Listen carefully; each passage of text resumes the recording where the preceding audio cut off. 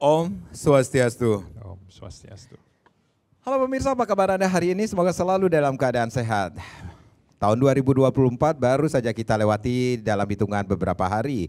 Nah, kalau kita berbicara tentang pariwisata, kemudian Bali yang menjadi pariwisata Bali yang menjadi penopang perekonomian masih dalam tahap pemulihan. Tetapi dunia pariwisata, khususnya pariwisata Bali kembali dikejutkan dengan kenaikan pajak hiburan yang tentunya akan berdampak pada atau terhadap keberadaan hiburan sebagai penunjang kepariwisataan itu sendiri. Nah, hari ini kita akan membahas sebuah topik yaitu pungutan bagi wisatawan mancanegara serta kenaikan pajak hiburan menjadi 40% tentunya. Sudah hadir Bapak Dr. Yoga Iswara BBM MCHA. Beliau adalah Ketua Indonesian Hotel General Manager Association IHGMA DPD Bali. Om Swastiastu Pak Yoga. Om Swastiastu. Apa kabarnya? Baik. Sehat selalu ya? Sehat selalu. Sebenarnya tadi kita juga mengundang Ketua Bali Villa Association. Mungkin Bapak masih dalam perjalanan, tetapi kita akan berbincang-bincang bersama Pak Yoga dulu. Pak Yoga, ini kabar menggembirakan atau kabar bisa dikatakan membuat spot jantung terkejut lagi? Sedangkan kalau kita lihat ini beberapa waktu yang lalu bahkan negara tetangga kita menurunkan pajak hiburan itu sendiri. Apa yang terjadi sebenarnya Pak Yoga? Pertanyaan ini juga ada di benak kami di stakeholder. Karena Yeah. kami sendiri juga jadi tidak mendapatkan sosialisasi pada saat proses itu terjadi. Tiba-tiba undang-undang sudah hadir, kemudian perda dari bupati sudah muncul. Baik. Nah, jadi ya kita kelimpungan ini semuanya khususnya dari hotel yang memang memiliki usaha spa. Jadi bisa dikatakan dunia perhotelan juga terkejut sekali dengan Sangat terkejut. Berarti sosialisasi belum tersampaikan dengan baik kah? Belum ada. Ya, dan kita sudah menerima surat edaran ya terkait dengan peraturan daerah. Nah, di sanalah kita bisa kagetnya ada yang pertama sosialisasi belum ada. Kemudian yang kedua kenaikan itu mencapai 167% dari 15% ke 40%. Kemudian yang ketiga, nah di sini spa ini kemudian diturun kelaskan masuk ke dalam kategori hiburan. Nah, inilah yang tiga hal ini yang menyebabkan kita berupaya ya bagaimana caranya untuk bisa mengembalikan kembali marwah daripada spa tersebut. Baik. Sebagai wellness ya, jadi bukan bagian daripada hiburan sehingga menjadi bagian dari objek kenaikan pajak 40% tersebut. Jadi bisa dikatakan ada 3 poin yang bisa kita ambil nih. Satu, sosialisasi yang belum tersampaikan dengan baik, kemudian bisa dikatakan kenaikannya yang begitu tinggi, dan satu lagi ini yang akan memberatkan spa sendiri. Klasifikasi spa itu diturunkan menjadi hiburan. Bukan wellness yang seharusnya menjadi harusnya bagian daripada kesehatan. Pengkategoriannya seperti itu kan? Yeah, penyamarataan akhirnya terjadi seperti itu? Betul. Ya. Ini yang perlu kita luruskan. Jadi kalau kita langsung mulai, mungkin kita masuk ke substansinya. Yang masalah yang kedua terkait dengan yang ketiga, kita ambil dari definisi spa-nya ya. Nah, definisi spa ini kan sudah ada dari dulu, yaitu dari bahasa Latin ya, yang kita sebut dengan sante per aqua atau solus per aqua. Itu artinya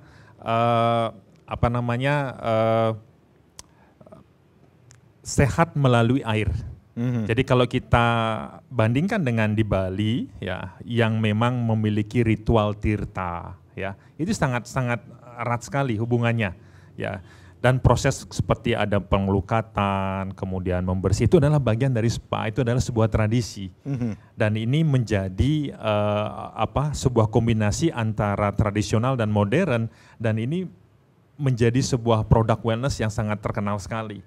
Nah, salah satu terkenalnya produk spa kita di mancanegara, di mata internasional itu adalah Balinese Massage. Yeah. Di mana-mana pun ya, baik itu di Thailand, di Malaysia, di Maldives, di Mauritius, itu ada menunya Balinese Massage. Bahkan terapisnya itu khusus, itu memang didatangkan dari Bali.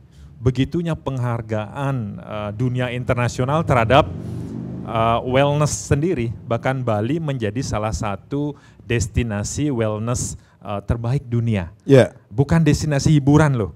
Ya, jadi dari hal itulah saya rasa aturan ini ada sedikit target yang tidak pas ya dengan menempatkan spa sebagai kategori golongan hiburan karena memang nomenklaturnya bukan di sana. Baik. Nah, kalau kita mau bahas lagi ada aturan nomor 10 tahun 2009 tentang kepariwisataan ya. Itu memang sudah jelas spa itu masuk ke dalam salah satu kegiatan usaha pariwisata. Ya, jadi bukan pure hiburan. Baik, baik. Kemudian kalau kita lihat dari sisi kesehatan, baik. ya itu ada aturan juga. Itu kalau tidak salah Permenkes nomor 8 tahun 2014 tentang pedoman pelayanan kesehatan spa. Bahwa spa merupakan upaya kesehatan tradisional Indonesia. Jadi jelas di sana bahwa nomenklatur daripada spa itu adalah berada pada wellness. Nah, kalau kita ngelihat dari izin usaha, jadi PMK 14 tahun 2021 tentang standar kegiatan usaha dan perizinan. Nah, ini yang berbasis risiko itu jelas juga bahwa spa adalah usaha perawatan yang memberikan layanan tradisional maupun modern dengan menggunakan air beserta alat-alat yang lainnya dengan tujuan menyeimbangkan body, soul, dan mind. Nah, itu kembali lagi wellness. Nah, harapan kita marwah spa ini jangan diturun kelaskan menjadi hiburan. Baik, selama ini spa termasuk dalam kategori wellness seperti wellness, itu. Betul. Ya. Ya. Dengan mengkombinasikan ada tradisional dengan modern untuk mendapatkan sebuah keseimbangan body, soul, and mind. Itulah yang menjadi esensi daripada spa. Ya di Bali. Nah, kalau seandainya spa di luar Bali kita nggak tahu. Ya, mungkin itu yang dijadikan dasar pembelakuan undang-undang ini. Tetapi kami berharap ketika ada kegiatan-kegiatan yang di luar daripada nomenklatur spa seharusnya tidak boleh menggunakan nama spa. Karena spa ini sudah sangat tegas sekali. Ritualnya seperti apa, kegiatannya seperti apa, dan tujuannya seperti apa. Dan kami berjuang agar jangan sampai marwah spa ini diturun kelaskan menjadi hiburan. Baik, baik. Begitu keluar kebijakan bahwa ini pajak hiburan sudah naik per 1 Januari ya Pak Yoga Januari, ya? 1 Januari 2024 ini sendiri, kita seperti yang disampaikan Pak Yoga ini sendiri, sosialisasinya yang kurang begitu diketahui oleh masyarakat, kemudian atau pelaku usaha spa, kemudian juga begitu tingginya kenaikannya yang sangat mengejutkan juga, dan marwah spa yang harusnya masuk kategori wellness, tetapi dimasukkan ke usaha hiburan. Seperti itu kah? Betul, yang akhirnya membuat akan berdampak lagi nantinya? Pasti. Kalau dampaknya begini sederhananya, kalau ini dipaksakan, jadi mohon para regulator termasuk pemangku kebijakan di Bali, dampaknya adalah ketika ini dipaksakan, ya tentu akan ada kenaikan harga, ya sehingga nanti ini akan berdampak dengan nurunnya minat daripada spa. Kalau menurunnya minat dari spa, ini akan berdampak kepada satu, kita yang lagi menjaga sebuah ritual tradisi, ya ada yang Balinese Massage, ini tidak akan populer lagi di Bali, bahkan dia akan populer di negara lain. Ya, bahkan usaha spa pun bisa gulung tikar. Nah, kemudian para pekerja terapi spa bisa lari kerja di negara lain, membesarkan Balinese Massage di negara lain. Ya. Sedangkan kita yang sebagai pemilik daripada Balinese Massage itu akan mulai melemah. Bahkan UMKM pun yang mensuplai barang-barang pendukung daripada spa, misalkan minyak kelapa dan yang lain-lain, ini juga akan terganggu ke depannya. Nah, untuk hal itulah kami berharap ya dengan kepala dingin, dengan memikirkan bahwa apa yang sudah kita lakukan sudah on the right track, membawa Bali atau Bali ini sebagai destinasi terbaik wellness, ya kami berharap masalah ini bisa ditunda dulu. Sehingga ketika ada proses judicial review ya terkait dengan pengkategorian ini gitu bisa dikembalikan lagi marwahnya. Nah ini mudah-mudahan bisa didengarkan, dicarikan solusi sehingga ini tidak menjadi sebuah backfire buat pelaku pariwisata yang masih dalam tahap recovery di Bali. Ya. Baik. Kita berbicara ketika kenaikan ini terjadi, bukan hanya kita berbicara tentang spa-nya itu sendiri, banyak penunjangnya juga, bahkan ada kepada bagi industri spa dan pariwisata, kemudian juga ke terapisnya dan juga UMKM penyuplai produk spa itu. Betul. Pak Yoga, kita rehat sejenak, nanti kita akan lanjutkan lagi. Pemirsa, kami akan kembali tapi tentunya setelah yang berikut ini. Ya, terima kasih Anda yang baru saja bergabung bersama kami di Talkshow Merah Putih Bali Era Baru. Bagaimana pungutan bagi wisatawan mancanegara serta yang cukup mengagetkan kita, kenaikan pajak hiburan menjadi 40%. Nah kalau tadi kita di awal sudah berbincang-bincang bersama Bapak Yoga Iswara selaku Ketua Indonesian Hotel General Manager Association IHGMA DPD Bali. Kita sudah kedatangan Bapak Putu Gede Hendrawan, Ketua Bali Villa Association. Om Swastiastu, Pak Hendra. Sehat selalu Pak Hendra. Astukara sehat. Di sesi yang kedua ini kita baru bisa berbincang-bincang bersama Pak Hendra Niki sendiri. Di awal tadi sudah sempat berbincang-bincang bersama Pak Yoga Niki sendiri tentang ini cukup mengagetkan kita. Industri pariwisata kembali dikagetkan dengan kenaikan pajak hiburan menjadi 40%. Kita berbicara tentang spa yang menjadi andalan kita, penunjang dunia pariwisata kita. Apalagi kalau kita berbicara tentang spa, Bali selalu mendapat julukan destinasi spa in the world. Seperti itu kah Pak Yoga? Betul. Bisa dikatakan demikian ya. Destinasi of wellness. Ya, wellness ya. Nah ini kita berbicara tentang pengkategoriannya. Apakah ini keterlibatan atau tidak dilibatkannya insan-insan pariwisata dalam mengambil kebijakan itu sendiri kah? Pak Yoga melihatnya? Sejujurnya tidak ada. Tidak ada? Tidak ada proses kajian yang dilakukan dengan stakeholder pariwisata termasuk dengan asosiasi spa di Bali. Jadi kita sudah konfirmasi itu sama sekali tidak ada. Kemudian kita pun yang sebagai pelaku langsung juga tidak ada diberikan sosialisasi minimal kajian. Kenapa harus dilakukan seperti itu? Tiba-tiba undang-undang kita ketahui sudah diterbitkan dan sekarang peraturan daerah sudah mulai menggunakan referensi pada undang-undang itu dalam peraturan daerah di masing-masing kabupaten. Baik, Pak Yoga, memiliki datakah berapa spa yang kita miliki di Bali ini sendiri? Kalau yang terdaftar dalam asosiasi, yaitu kalau saya cek dengan asosiasi spa di Bali, BSWA itu kurang lebih ada 185 185? Ya, itu yang berada dalam asosiasi. Jadi kalau misalkan berapa kira-kira total jumlah spa yang ada di Bali, mungkin kita bisa bilang kurang lebih antara 400-an. Ya, ada mungkin yang belum terdaftar, ada yang memang belum masuk menjadi bagian, tetapi jumlah daripada kegiatan daripada spa ini seperti tadi itu sudah menjadi bagian dari sistem yang kita sudah miliki di hospitality, baik itu hotel, resort, villa, ya. Jadi hampir semua fasilitas-fasilitas hotel itu memiliki supporting facilities yang kita sebut dengan spa tersebut. Ya. Oke. Kita berbicara dampaknya juga bagi industri seperti di awal disampaikan, dampaknya juga bagi industri spa dan pariwisata, kemudian juga ke terapisnya. Betul. Seperti itu, dan juga UMKM penyuplai produk spa, itu yang kita khawatirkan ke depannya. Betul.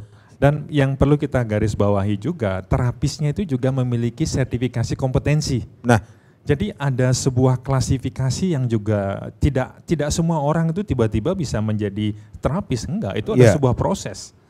Nah, proses inilah yang kenapa seolah-olah sekarang terapis itu menjadi penghibur. Kan ini sebuah mindset yang kita perlu luruskan bersama. Dalam hal inilah kami bersama seluruh stakeholder berjuang ingin mengembalikan marwah daripada spa tersebut yang memang tujuannya itu adalah untuk kesehatan, wellness, jadi bukan masuk ke dalam kategori hiburan. Ya. Itu yang dikhawatirkan ini sendiri. Saya ke Pak Hendra ini selaku Ketua Bali Villa Association ini sendiri. Kalau tadi Pak Yoga mengatakan ini sosialisasinya yang kurang sekali ya, bahkan belum diketahui tetapi tiba-tiba sudah blek udah keluar perda seperti itu. Ada beberapa daerah kah di 9 kabupaten kota yang sudah mengimplementasikan kebijakan itu sendiri? Saya rasa untuk kebijakan ini masih berpolemik nih, masih berpolemik di lapangan. Jadi saya rasa lebih banyak ingin melakukan judicial review untuk hal ini, dan kita juga sudah komunikasi dengan Pak Kadis Parda Provinsi, dan beliau juga sudah lagi melakukan pembicaraan untuk hal ini, terutama khususnya ke pusat kan gitu ya. Kita tunggu hasilnya Dumun. Saya rasa niki masih polemik, tapi karena sudah di undang-undang sudah diterbitkan atau peraturan daerah sudah diterbitkan seperti yang disampaikan oleh Pak Yoga tadi, tanpa melalui komunikasi dan kajian dengan kita sebagai stakeholder, ya tentu saja kita sebagai usahawan untuk bidang ini, terutama di asosiasi SEPA-nya pasti sudah melakukan komplain, dan kita di Villa pun tentunya masih berpolemik untuk hal ini, dan kita harapkan ada perubahan dengan dilakukannya pendekatan atau dilakukannya judicial review nantinya melalui protes dari di bawah ini dan diteruskan oleh pemerintah daerah. Saya harap pusat untuk memperhatikan hal ini dan melakukan judicial review untuk hal ini kembali, Pak. Berarti ada langkah-langkah yang sudah dilakukan? Sudah dilakukan. Kita pertemuan saya rasa dengan Asosiasi SEPA sudah melakukan audiensi juga dan sudah ditindaklanjuti sekarang. Kita menunggu hasilnya. Saya rasa memang harus melalui kajian, Pak, ini. Melalui kajian-kajian, melalui komunikasi dengan stakeholder, bagaimana sih di lapangan. Apakah ini memungkinkan 40% tarif pajak yang akan ditarik dari usaha SEPA ini? Karena seperti yang disampaikan oleh Pak Yoga tadi, ini banyak sekali dampak-dampaknya dan efeknya nanti ke depannya. Yeah. Ya, banyak sekali dampak dan efek. Sedangkan kita di Villa banyak juga menggunakan sektor ini untuk sebagai sektor penunjang daripada usaha Villa ini. Salah satunya adalah SPA. Walau event itu on call, event itu memang sudah ada di dalamnya sebagai sektor penunjangnya, Pak. Jadi saya rasa memang harus dikaji ulang, Pak, untuk hal ini. Baik, seperti dikatakan Pak Yoga ini sendiri, marwahnya harus dikembalikan. Marwahnya seperti harus itu. dikembalikan. Gitu. SPA itu sendiri. Betul. Baik, Pak Yoga tadi mengatakan ini juga kita berbicara tentang spa terapis yang bersertifikat di Bali. Ini seberapa banyak kita memiliki spa bersertifikat di Bali ini sendiri? Kalau jumlahnya mungkin saya tidak tahu persis ya Pak ya, tetapi dalam sebuah perizinan yang menjadi sertifikasi kompetensi itu adalah menjadi sebuah minimum standar yang harus dipenuhi. Ya. Ya, misalkan hotel bintang 5, hotel bintang 4, ya villa. Jadi ketika dia melakukan sebuah sertifikasi usaha atau yang berbasis risiko, selalu ada minimum sertifikasi kompetensi yang dilakukan. Dan setahu kami untuk spa ini adalah paling rajin untuk melakukan sertifikasi kompetensi. Jadi ada slot-slot yang memang dipersiapkan dari asosiasi. Nah, ini menunjukkan bahwa tenaga kerja atau terapis ini harus memiliki sebuah skill khusus. Jadi tidak sembarangan orang untuk bisa menjadi spa terapis. Ya, ada proses-prosesnya yang memang harus diikuti. Dan ini berlaku sama halnya dengan sertifikasi kompetensi yang ada di hotel dan villa juga, sama seperti di front office, ya, kemudian ada di restoran, ya, kemudian di housekeeping, nah, termasuk di spa pun ada. Jadi semuanya itu prosesnya sangat jelas sekali kompetensinya. Iya. Bapak Yoga ataupun Pak Hendra melihat apakah ini ada hubungannya dengan kebijakan pungutan bagi wisatawan mancanegara yang akan kita terapkan nanti pada tanggal 14 Februari 2024 ini sendiri? Ada hubungannya kah dengan tiba-tiba saja terjadi kenaikan pajak hiburan yang begitu mengagetkan dunia pariwisata kita? Saya rasa sampai saat ini kita belum melihat ada korelasinya. Tidak ada hubungannya? Tidak ada korelasinya antara pungutan wisatawan dengan kenaikan pajak 40% ini. Ya. Jadi kami berharap masalah ini bisa kita clearkan, jadi termasuk kepada pemangku kebijakan, mari bersama-sama kami berharap di kabupaten juga bisa melihat polemik yang ada di bawah, ya artinya walaupun kami memahami bahwa di kabupaten tunduk dengan aturan undang-undang, misalkan seperti itu. Yeah. Tapi ketika ada polemik, mari carikan solusinya bersama. Jadi tidak seperti case-nya close ini karena ini merupakan undang-undang. Tapi kalau dalam proses ini kita melihat ada sebuah diskrepensi yang besar terjadi. Satu, kajian tidak melibatkan kita. Yeah. Kemudian yang kedua, kenaikan mencapai 167%. Ketiga, definisi spa tidak sesuai dengan objek hiburan yang dimaksudkan dalam undang-undang tersebut. Jadi ada 3 hal yang sepantasnya ini dijadikan dasar bahwa oke, ini ada sesuatu yang memang perlu kita berikan ruang untuk bisa mencarikan solusinya. Jadi jangan ojok-ojok bulan Januari pelaku pariwisata harus tunduk dengan aturan seperti ini. Berikanlah ruang. Ya, karena ini bukan mencari-cari atau mengada-ngada, ada sebuah substansi yang lagi diperjuangkan untuk dikembalikan marwahnya yang berdampak kepada banyak pihak, seperti itu. Harapan kita di sana minimal didukung untuk adanya penundaan. Ya, kalau sudah ditunda dulu, kita diberikan proses judicial review-nya berjalan, nanti setelah itu kita lihat hasilnya. Tapi kalau klasifikasinya kita sudah jelas, spa itu bukan hiburan. Itu sudah pasti. Nah, ini mungkin pemirsa juga akan bertanya-tanya sebenarnya yang termasuk pajak hiburan itu sendiri yang harus dikenakan pajak itu seperti apa sih pengklasifikasiannya, Pak Yoga atau Pak Hendra bisa? Kalau saya spa dimasukkan ke klasifikasi hiburan, ini saya cukup kaget juga. Iya. Cukup kaget juga karena selama tadi ini sempat kita bahas juga sama Pak Yoga.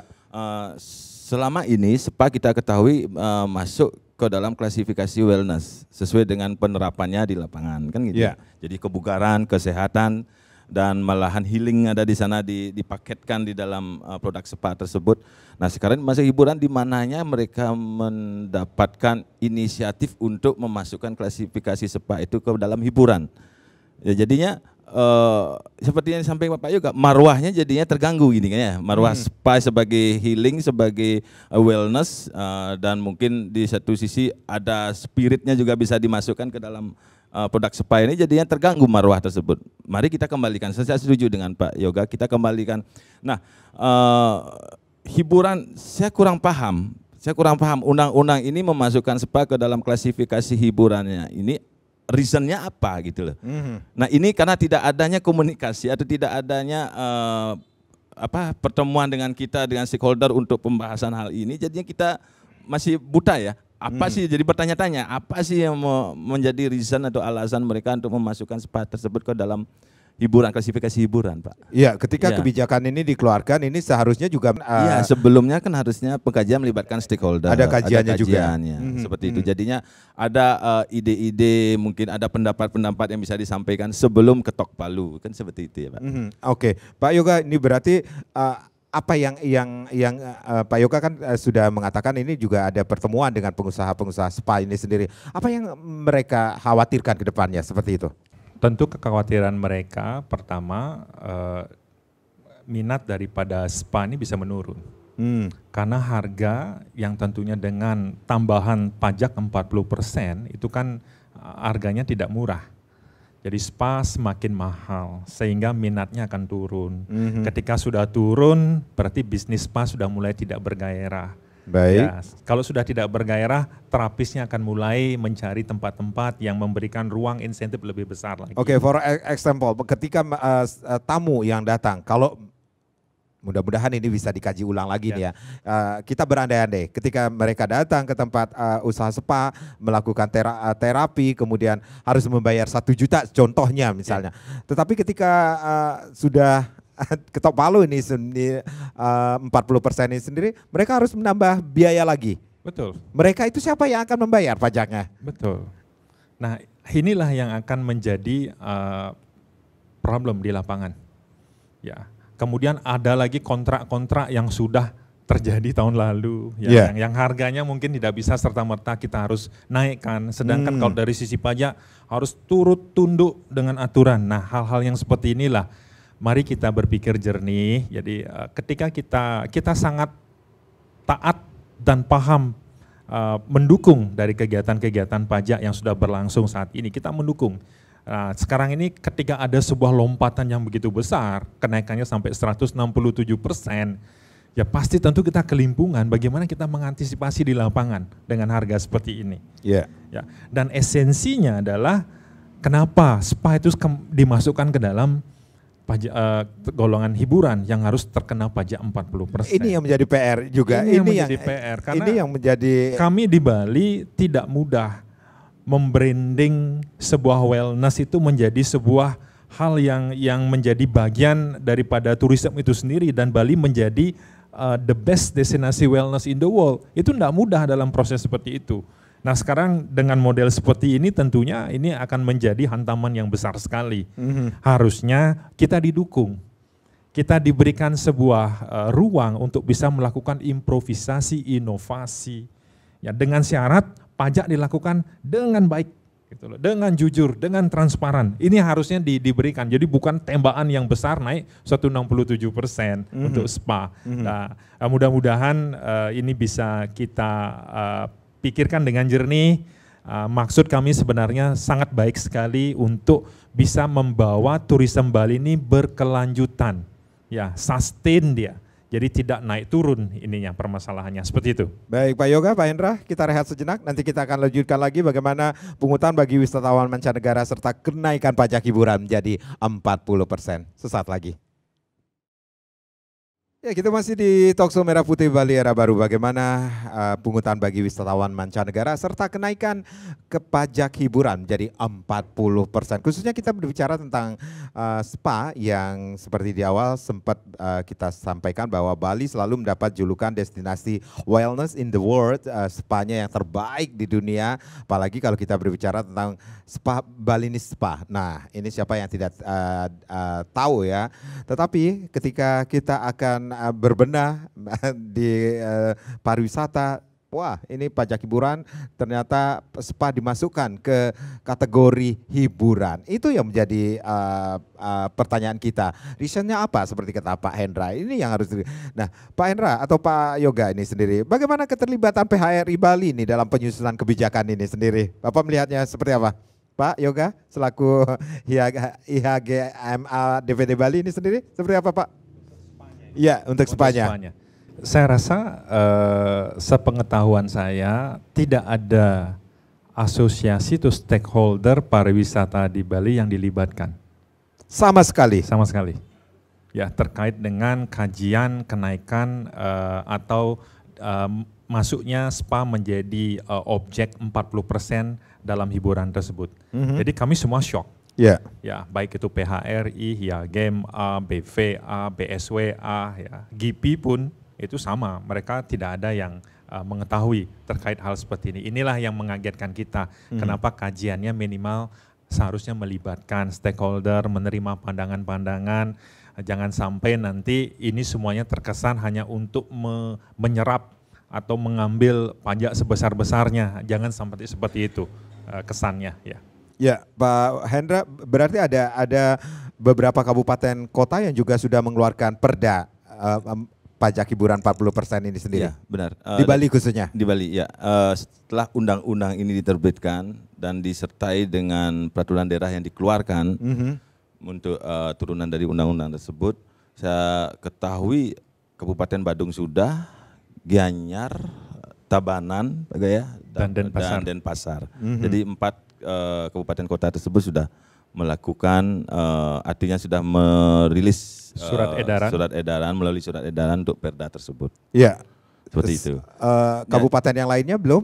Belum kita ketahui sih. Sementara belum kami ketahui. Ya, kami berharap ini segera bisa dicarikan solusinya. Biasanya kan dengan undang-undang itu kan ada waktu itu, misalkan harusnya pengimplementasiannya 2 tahun. 2 tahun, betul. Nah ini baru diketok palu kalau nggak salah tahun lalu. Ya. Kemudian kita baru tahu 2 mingguan ini. Ya.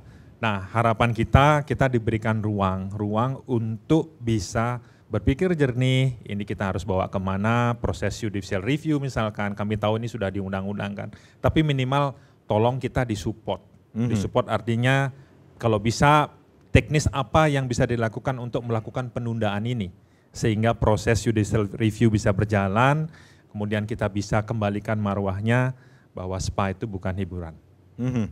Itu. Oke, baik. Kita berbicara lagi tentang pajak hiburan Niki sendiri ketika marwahnya sudah tidak sesuai dengan apa yang sebenarnya. Nah, ini yang akan menjadi pertanyaan kita. Ini sebenarnya siapa yang harus membayar pajak hiburan itu sendiri, Pak Yoga? Kalau kita bilang pajak itu memang tentu kalau kita bilang PHR ya itu memang yang akan dikenakan itu adalah ininya apa namanya wisatawannya. Wisatawannya. Ya, wisatawan. Jadi istilahnya ada biaya yang harus dikenakan pajak sekian persen. Kalau dulu kan kenanya 12,5%. Ya. Kemudian naik menjadi 15%. Sekarang tambahannya adalah 40%. Nah, kan tentu harganya akan hampir naiknya sekian berapa kali lipat itu jadinya. Kalau kita bilang dalam persentase ya 167% kenaikan tersebut. Nah, tentu ini akan menjadi kegiatan mahal yang harusnya tidak semahal yang seperti dibayarkan oleh wisatawan dengan pajak 40% ini jadinya kegiatan akan menjadi kegiatan mahal. Padahal di sana itu ada sebuah esensi wellness di sana, ada ritual air, ada tradisi yang dimiskan dengan hal modern, kemudian ada ingredient lokal yang digunakan.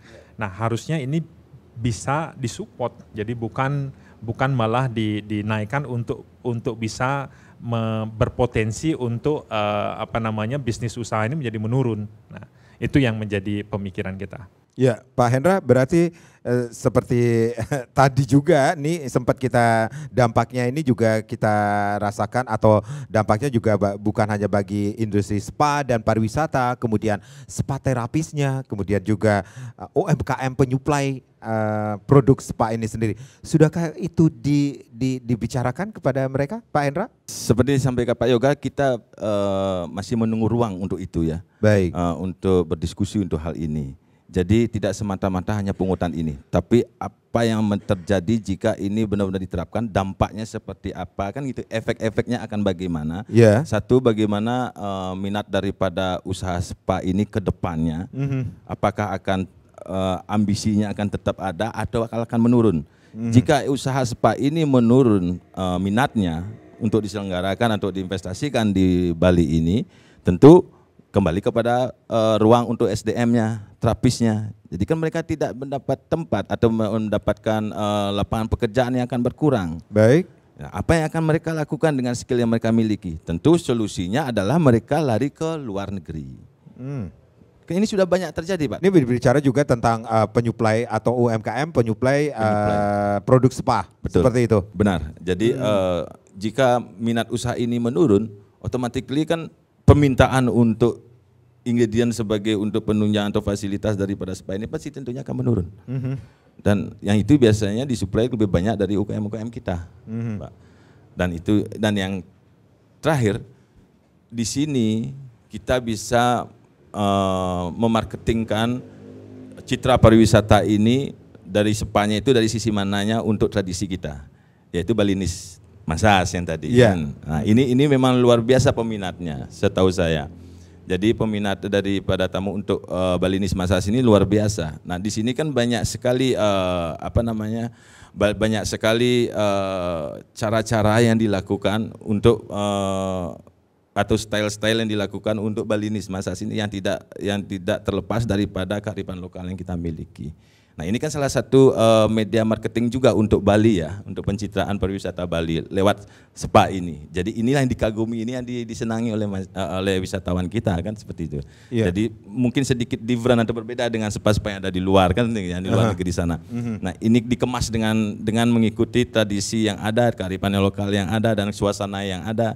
Nah, ini yang mereka nikmati, enjoy. Jika ini menurun minatnya, ya jadi semuanya ini akan memudar semua, Pak.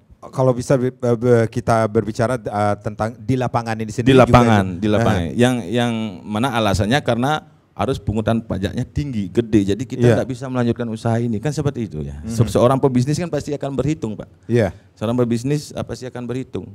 jika kita mengeluarkan sebegini, kita profitnya seperti apa? Kan seperti itu Pak ya.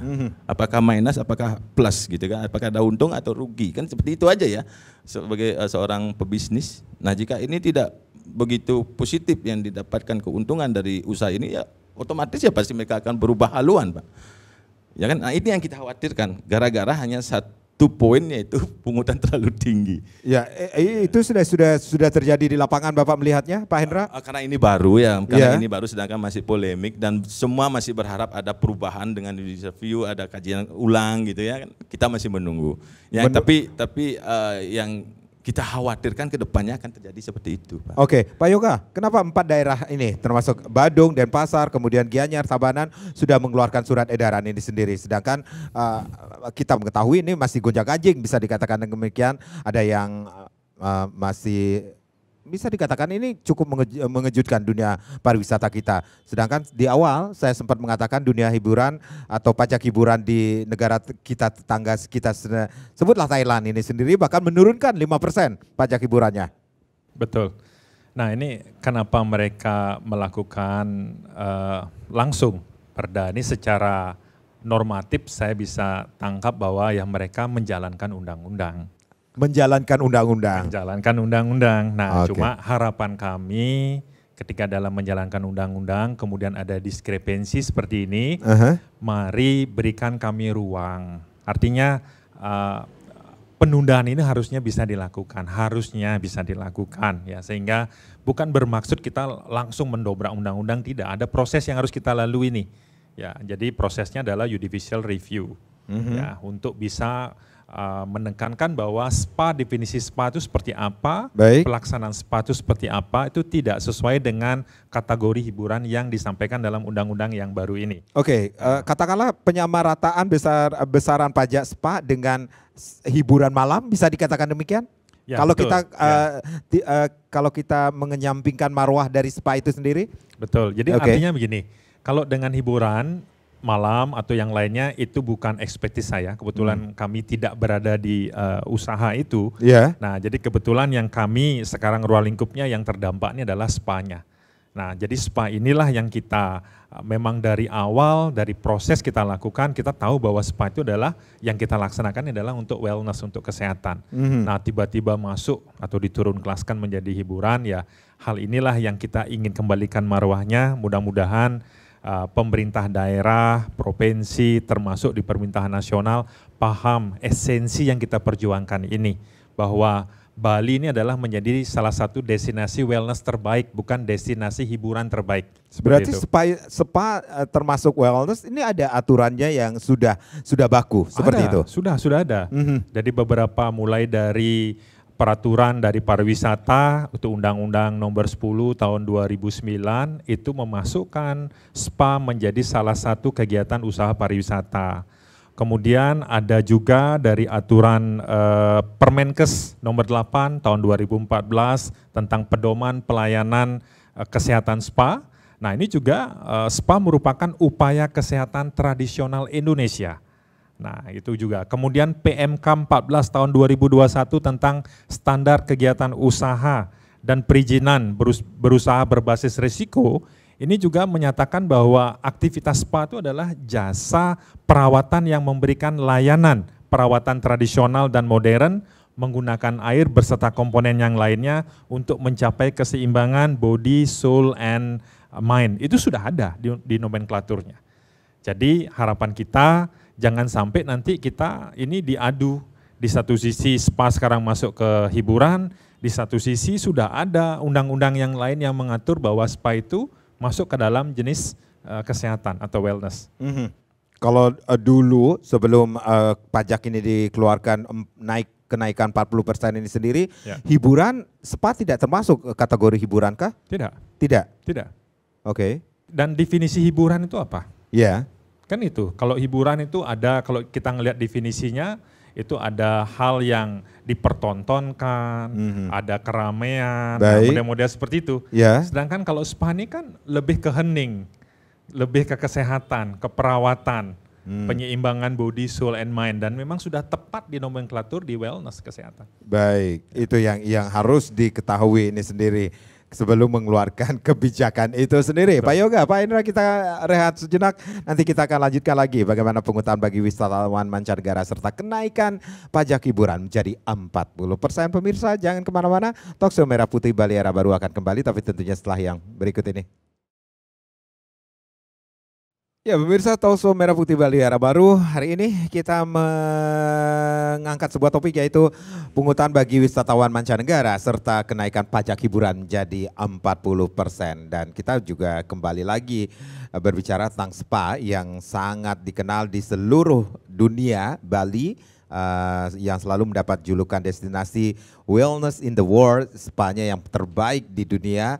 Nah ini yang mengejutkan dunia pariwisata kita, khususnya bagi para pengusaha, pelaku usaha spa tentunya. Baik, Pak Yoga, ini sudah ada langkah-langkah yang akan dilakukan dari dunia pariwisata kita, khususnya menyangkut spa kita ini sendiri yang akan dilakukan ke depannya. Seperti apa nantinya, Pak? Oke. Kami paham bahwa ini sudah menjadi produk undang-undang. Nah, namun kami tidak berhenti ketika ada sebuah diskrepensi yang terjadi, apalagi yang akan berdampak besar kepada industri pariwisata di Bali. Harapan kami, pertama, ini kita memohon kepada pejabat pemerintah, baik itu di kabupaten maupun di provinsi, agar bisa ditunda, sehingga proses judicial review bisa berjalan. Jadi arah ke sana sudah dilakukan, Pak Yoga? Sedang dalam proses. Sedang dalam proses. Ya, sedang dalam proses. Jadi kami sudah mengajukan surat audiensi dengan pejabat gubernur, sudah mengirimkan data-data terkait kajian kami, ya kenapa kami menolak atau kenapa kami berkeberatan, itu semua kajian-kajian termasuk definisi spa, nomenklatur spa seperti apa. Nah ini semua sudah kita serahkan kepada Bapak Kadispada Bali untuk bisa diteruskan dan untuk bisa melakukan audiensi dengan pejabat gubernur. Nah dalam posisi paralel, nah ini juga dari asosiasi spa pun sudah mulai sedang mempersiapkan proses judicial review-nya. Sehingga harapan kita walaupun ini akan memakan waktu sampai 1 tahun, ya mudah-mudahan tetap, karena ini merupakan esensinya dan sangat substansi, kita harus kembalikan marwahnya. Mudah-mudahan kita didukung minimal oleh pejabat di provinsi dan kabupaten dengan cara menunda. Itu harapan kita. Ya. Baik, selama 1 tahun ini sendiri Pak Hendra, sekali lagi ini SE yang sudah dikeluarkan dari beberapa daerah ini sendiri, bagaimana pelaksanaannya, implementasinya di lapangan nantinya? Untuk yang spa ini ya? Ya, apakah ujuk-ujuk langsung blek udah 40% sudah karena mengikuti undang-undang seperti itu? Ya, karena dari perintah mungkin ya secara regulasi, karena ini perintah dari undang-undang mereka menerapkan. Hanya saja sekarang masih berpolemik dan dari provinsi juga sudah lagi melakukan tahapan-tahapan untuk melakukan dari Asosiasi Judicial Review, dari Pak Kadispada juga sudah meneruskan protes-protes ini atau polemik yang terjadi ini. Nah kita tentunya masih menunggu ya Pak, masih menunggu bagaimana hasil daripada ini. Ya seperti yang disampaikan tadi oleh Pak Yoga, ya kita inginkan biar ditunda, biar semua memiliki ruang dulu untuk duduk bersama, melakukan pengkajian dan melakukan review kembali untuk pajak 40% atau tarif pungutan 40% ini. Paling tidak ya biar tetaplah seperti yang dahulu kan gitu ya. Baik. Ya, tetap seperti itu dahulu, tidak ada kenaikan, sehingga marwah spa ini masih berjalan di masih terselenggara dan dengan baik dan masih diminati dan masih menjadi salah satu produk pariwisata kita yang memang diakui oleh dunia, yang terkenal di dunia, dan juga akan berdampak efek dari secara bisnisnya dengan UMKM, masyarakat, dan tentu lingkungan yang ada, kan seperti itu Mas. Jadi dan juga tenaga SDM-nya juga masih memiliki tempat di Bali untuk mendapatkan pekerjaan sesuai dengan skillnya. Baik. Seperti Baik, itu, sambil Pak. menunggu ini sendiri, apakah sudah ada perubahan-perubahan yang dilakukan dari dunia pariwisata khususnya pelaku usaha spa? Saya dengar sih belum Mas. Belum. Jadi mereka masih menunggu, semua wait and see dulu. Tapi price-nya masih tetap Iya, berpatokan karena sama yang lalu, sampaikan tadi yang kontrak kemarin? masih berjalan kan seperti itu. Jadi belum ada yang merubah harga.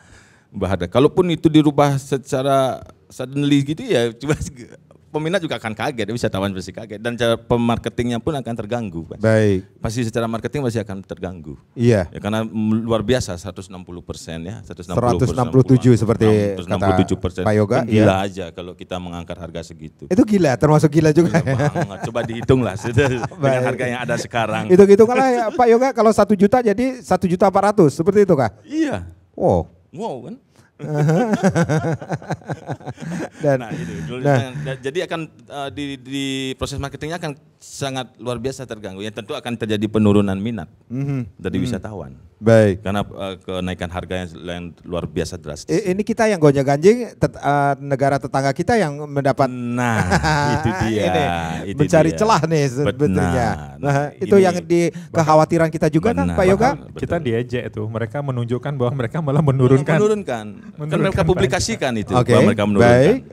Ya sebenarnya pertanyaan kita sebenarnya kenapa? Ada apa ini sebenarnya gitu loh.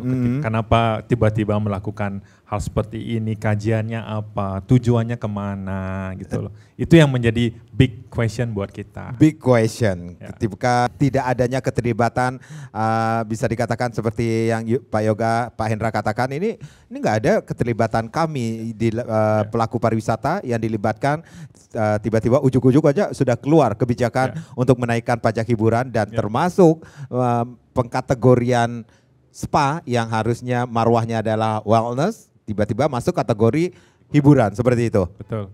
Ketika kemarin naik dari 12,5 ke 15% pun, kalau ketika itu kita menganggap sebuah kewajaran, itu masih kita bisa terima. Masih ada. Kami ini di Bali ini adalah orang-orang yang turut dan tunduk dengan pajak. Ya, jadi saya berharap mudah-mudahan ini menjadi sebuah momentum untuk kita bisa mengkoreksi. Ya, mudah-mudahan ada ruang untuk bisa kita memperbaiki, untuk bisa jangan sampai ada collateral damage yang lebih besar untuk Bali ke depan. Baik, walaupun tadi Pak Yoga mengatakan ini tidak ada hubungannya antara pajak hiburan yang akan menjadi 40% dengan pungutan ya yang akan diberlakukan bagi wisatawan mancanegara, Rp150.000 per kepala nantinya pada tanggal 14 Februari ini sendiri. Tanggapan Pak Yoga dengan pajak atau pungutan bagi Wisman ini sendiri bagi dunia pariwisata kita seperti apa? Ya. Baik, kalau seandainya kita melihat secara kasat mata, tentunya pasti akan ada banyak pertanyaan, oh ini pasti akan membebankan wisatawan dengan penambahan 150. Kami coba berpikir lebih jauh ke depan dan lebih transparan melihat kondisi Bali sekarang. Ayo kita ngelihat dasarnya kenapa saya berusaha untuk memahami kenapa 150 ini penting buat kita. Pertama, kita harus katakan bahwa kondisi Bali, kondisi pariwisata di Bali tidak sedang baik-baik saja. Ya. Begitu banyak permasalahan di Bali yang selalu menjadi PR. Permasalahan sampah, kemacetan, kemudian degradasi budaya, alih fungsi lahan, banyak sekali. Dan ini sepertinya sangat sakral kalau kita bicarakan. Sekarang kita tidak, kita harus buka bahwa Bali membutuhkan bantuan. Dan kita paham bahwa di Bali sendiri, kita tidak memiliki APBD yang cukup untuk bisa membantu menyelesaikan permasalahan-permasalahan Bali tersebut. Nah, tidak bermaksud menyalahkan siapa-siapa. Nah, kita sekarang melihat ada fakta, ada undang-undang yang mana Bali tersebut dianggap, jadi Bali memiliki sebuah potensi budaya, capital culture, yang unfortunately itu tidak menjadi bagian yang diperhitungkan oleh APBN. Jadi kalau APBN itu adalah memperhitungkan provinsi yang memiliki sumber daya alam, migas, batu bara, dan yang lain-lainnya. Bali nggak punya. Sehingga kita tidak mendapatkan alokasi untuk melakukan sebuah rejuvenasi. Sedangkan culture budaya atau modal budaya, potensi modal budaya yang dimiliki Bali ini bisa mentransformasi ke dalam bentuk materi yang cukup besar. Tahun 2019 kita bisa ambil sumbangan devisa Bali terhadap pencapaian nasional itu mencapai 30%, 75 triliun. Dari 270 triliun, hampir 30%. Itu materi, itu modal dari budaya bisa mencapai sekian. Nah sayangnya undang-undang itu masih mendiskriminasikan, menganggap bahwa potensi kapital budaya itu tidak dianggap bisa memberikan sebuah materi. Sehingga Bali ini dari dulu berjuang sendiri. Kalau memang ada pembangunan, pembangunannya selalu sifatnya sporadis. Artinya kalau kita menjadi tuan rumah, baru dibangun seperti ini, baru dibangun. Tidak benar-benar dipikirkan Bali membutuhkan infrastruktur seperti apa untuk yang sudah memberikan kontribusi 75 triliun di tahun 2019. Nah hal inilah yang membuat kita harus jengah. Jengah kita ini artinya bukan berarti kita menyerah. Kami berharap dengan modal budaya ini kita menjaga, mudah-mudahan saya yakin wisatawan asing tidak keberatan dengan membayar 150 asalkan. Ada dua ini PR-nya kepada pemerintah. Satu, teknisnya harus transparan, terukur, ya, dan juga aman buat para wisatawan melakukan proses itu. Nah, kemudian yang ketiga, program pengimplementasiannya harus jelas. Jangan sampai itu menjadi backfire buat kita. Jadi kita harus memperkuat trust itu. Nah, tinggal dua itu saja PR-nya. Sistem yang digunakan sama implementasinya harus terarah, tepat sasar, dan dapat dipertanggungjawabkan. Nah, jadi kalau memang itu terjadi, saya rasa ini menjadi momentum karena 1 tahun perkiraan bisa mencapai 700 sampai 900 miliar. Kalau dana ini bisa dipakai selama 10 tahun nanti menciptakan sistem untuk pengolahan sampah, jadi kita nggak ngeributin masalah sampah lagi.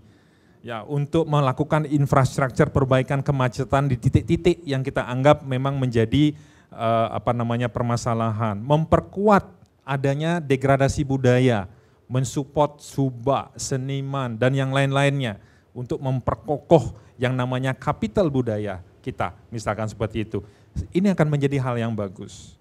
Ya tentu tantangannya pasti ada ke depannya, yaitu bagaimana sistem ini dilakukan, dan yang kedua bagaimana pengimplementasiannya.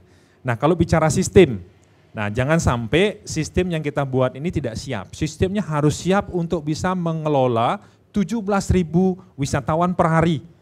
Tidak boleh sistemnya istilahnya masih coba-coba, harus sistem yang proven, karena ini akan mempertaruhkan nama Bali. Gitu. Implementasinya harus jelas, tahun pertama programnya apa, berapa kebutuhan biayanya, siapa yang melakukan, siapa yang memonitoring, sehingga ini bisa menjadi storytelling buat kita kepada wisatawan, kita melakukan ini sekarang, kita melakukan kebaikan ini sekarang. Nah hal-hal inilah yang bisa akan memperkuat atau melakukan perbaikan rejuvenasi untuk Bali ke depan. Baik Pak Hendra, tentunya dengan apa yang kita bisa dikatakan dari pusat pun mengatakan ini tahun 2024 ini tujuan atau wisatawan yang kita harapkan datang ke Bali ini sendiri 7 juta seperti itu yang diharapkan seperti itu. Nah, ini dengan gonjang-ganjing yang terjadi seperti saat ini nih, apa harapannya dengan kenaikan pajak hiburan ini sendiri? Benar. Tadi dikatakan dengan mengelola hasil pungutan ya. Pungutan 150.000 atau let's say $10 dengan kurs 15.000. Jadi mungkin seperti kata Pak Yoga, bagi wisatawan kecil.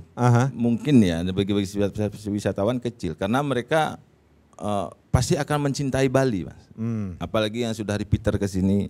Saya rasa mereka mungkin more than that mereka siap mungkin. Ya, asalkan untuk apa sih anggaran tersebut. Ini yang harus transparansinya. Transparansinya. Terus yang kedua lembaga apa atau sistem yang disampaikan tadi, sistemnya akan seperti apa? Apakah ada sebuah lembaga yang akan mengelola dengan diawasi oleh keuangan atau lembaga keuangan yang resmi nantinya. Nah, jadi ini berkaitan satu sama lain atau bagaimana kan kita harapkan yang jelas yang pungutan ini didapatkan adalah dari wisatawan atau warga negara asing. Baik, transparansi sistemnya tepat sasaran seperti itu. Nah, jadi pertanggungjawabannya harus jelas seperti itu. Karena ini dunia pasti akan melihat, Mas. Karena ini mereka warga negara asing yang dipungut, kan langsung direct dipungut dari warganya, gitu loh. Iya, oke, Pak Yoga. Ini sekali lagi langkah-langkah sudah dilakukan untuk memperjuangkan spa kita ya sebagai destinasi wellness in the world ini sendiri. Ini harapannya Pak Yoga sendiri ini ke depannya. Saya hanya berpikir seperti ini, ada ibaratnya angsa bertelur emas. Angsa bertelur emas. The goose that laid the golden egg. Oke. Jadi kami berharap pihak-pihak jangan hanya ingin mengambil telur-telur emasnya. Mari merawat angsanya juga. Mari memperhatikan angsanya. Angsanya siapa? Ya industrinya. Ya, mari kita jaga karena kami ingin bersama-sama berkedampingan, berkelanjutan memberikan value baik kepada pemerintah kabupaten, kepada provinsi termasuk nasional. Bagaimana kita membawa misi Balinese Massage ini sudah bisa menjadi ikon dunia.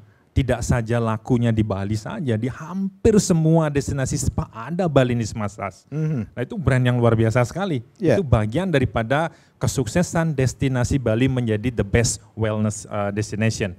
Nah kemudian harapan kita bersama-sama, mari kita berpikir jernih. Istilahnya kalau orang Bali bilang cenik lantang lai istilah gitu loh. Cenik lantang lai istilah. Okay. Cenik lantang. Jadi jangan segala sesuatu itu dimakan semuanya habis gitu loh. Dan babak belur kita nanti. Ayo kita berjalan bersama-sama, kita buat harmonisasi yang bagus.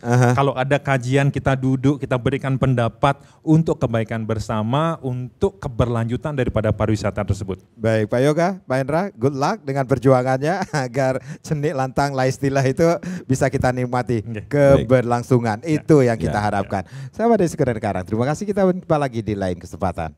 Om Santi Santi Santi Om.